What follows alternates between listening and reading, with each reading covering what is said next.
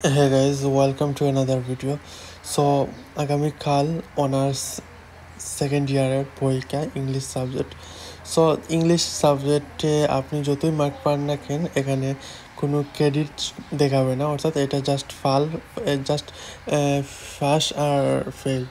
So আপনাকে just এখানে first করতে হবে বাধ্যতামূলক। সো আপনি এত মার্ক তোলার দরকার নাই, জাস্ট ফার্স্ট করলেই হবে।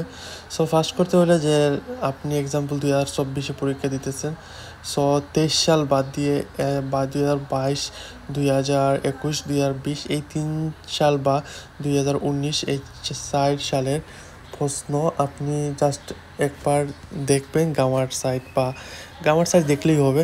এগুলা বেশি কোয়েকশন হবে না, সিম্পল। যেমন আর্টিকেলের এখানে আপনি পাবেন প্রায় 20টা কোয়েকশন। এগুলো এইরকম আপনি পড়ে নেবেন, তাইলে আপনি কনফার্ম পাস করতে পারবেন। সো আপনার হাতে আর বেশি সময় নেই, সেই জন্য আপনি এগুলা দেখে নিন। আর একদিন হয়তো আছে, সো পাস করতে হবে। ফার্স্ট মার্কের জন্য এগুলাই বেস্ট। আমি নিজেই এইরকম ফলো করে আমি পাস করেছি ইনশাল্লাহ। সো ভিডিওটি দেখার জন্য ধন্যবাদ। সাবস্ক্রাইব করে পাশে থাকবেন।